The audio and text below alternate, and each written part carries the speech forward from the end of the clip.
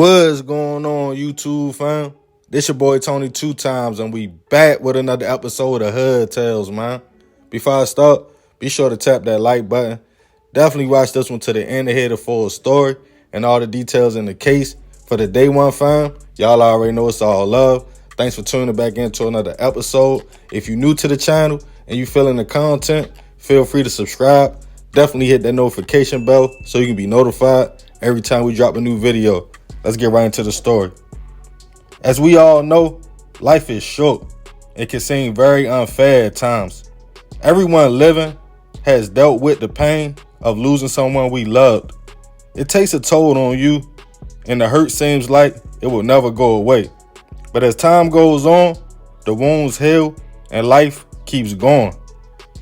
It's a different feeling though, to lose a person to gun violence or behind the hands of someone else. Now that pain turns into anger, and a lot of people want revenge, especially if they think they might know who did that to their peoples. We are living in a time of the internet and get back culture, where people will literally DM the loved ones of the slain, stating names, saying they know who did it, taunting them, asking why you ain't out here lurking or getting your lick back. But of course, social media is not real life, unless you let it become just that. For example, you lose someone close to you. Someone posts a comment under your RIP picture to your friend or family member, claiming Lil such and such did that. Without even doing no homework on the situation, that pain and anger makes you see red. Now you are out here trying to get back. But whole time, that person could be a 15-year-old kid behind the screen, not knowing no better, sending you on a dummy mission. And on this episode of Hood Tales, we will be taking it to DeSoto, Texas to discuss a case involving a man who was trying to retaliate for his little brother, but made a fatal mistake. Back in 2021, 19-year-old Cameron Collier wasn't just a regular young man. At that age, the teen was a high school graduate, a junior Olympic boxer, activist, U.S. Marine, and businessman. Cameron loved boxing, looking up to fellow boxer Earl Spence Jr. The young star was known to participate in boxing competitions all over the country and winning, including at the Junior Olympics. But he remained humble, a co-founder and president of a boxing team of about 8 young men who all looked up to Cameron, giving him the nickname Killer Cam for his aggressiveness in the ring. Even though he was a talented boxer, the young man was also said to be determined and focused on bigger dreams. Right after high school, he enlisted in the Marine Corps Reserves, launched his own clothing line, had plans to bring young black men together in a positive way, by, in his own words, creating a community of hustlers and entrepreneurs in the Dallas area that could put their ideas together and make legit money, changing the street narrative.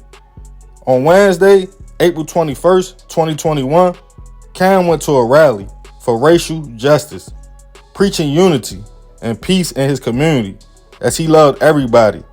But just one day later, tragedy struck. Police were called on April 22nd about 5 p.m. to shots fired in the 1100 block of Westlake Drive. Once they arrived, they found the man in the driver's seat of a 2013 black Honda Accord, suffering from gunshot wounds.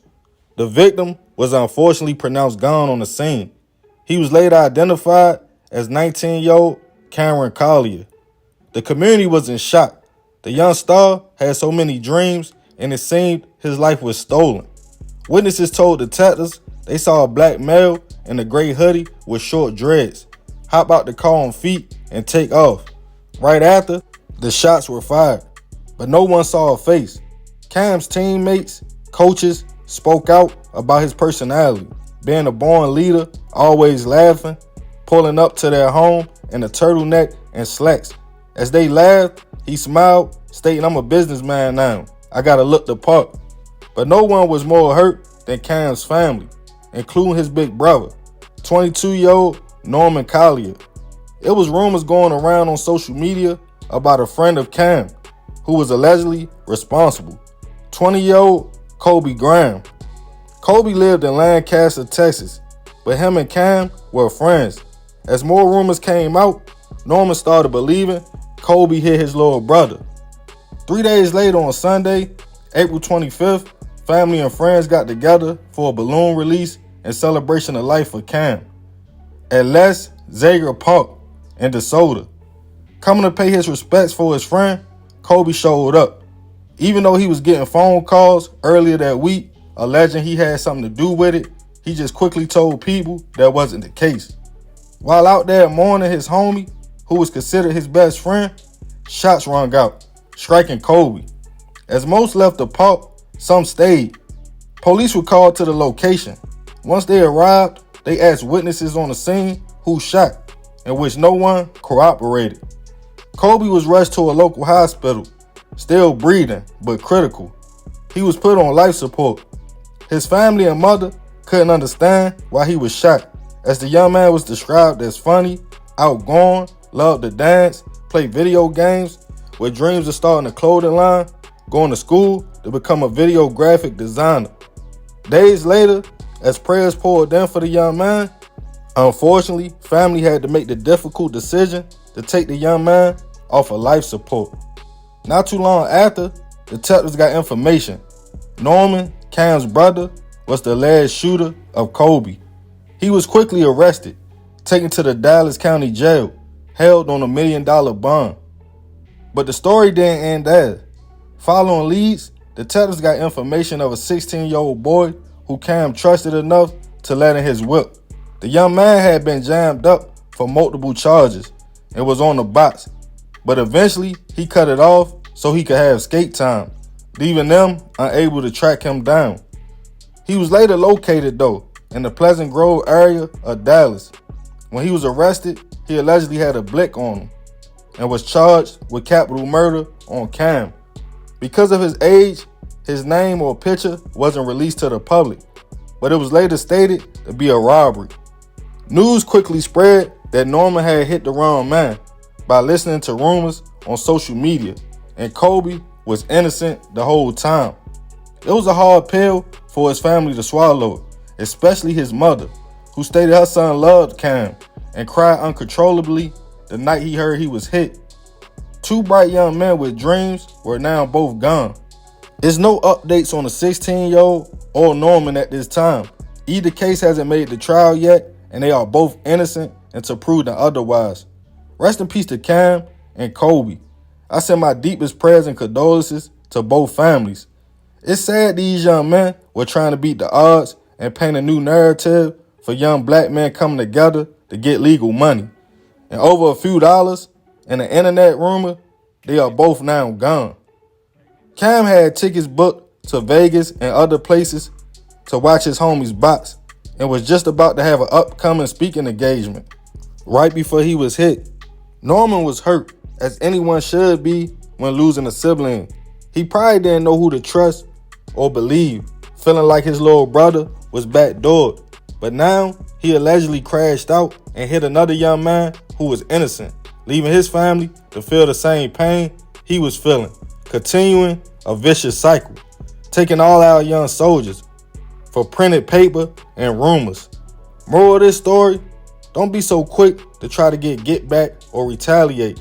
Sometimes the streets don't get it right, and social media definitely don't get it right. It's not real life. So don't be an inner tube and let people fill you up with hot air just to watch you crash. And remember, we gotta succeed, not to fail, so we won't be just another hood tale. Man, crazy story. Rest in peace them young men. Sad situation at the end of the day. A lot of people felt like Kobe shouldn't have went to the visual, but he felt like he ain't had nothing to hide. He was telling people he ain't had nothing to do with it. Cam unfortunately lost his life, allegedly by the hands of a 16-year-old boy who he trusted enough to have in his car, man. It be like that, man. But yeah, I ain't gonna talk y'all head off with this one. Leave it in the comments. Definitely be respectful. Definitely share these videos with your peoples, family, friends, whoever. Everybody is welcome to the channel. Y'all already know I appreciate you if you made it to the end. It's all love, fam. This is another episode of Hood Tales. This your boy Tony 2 times. I'm out.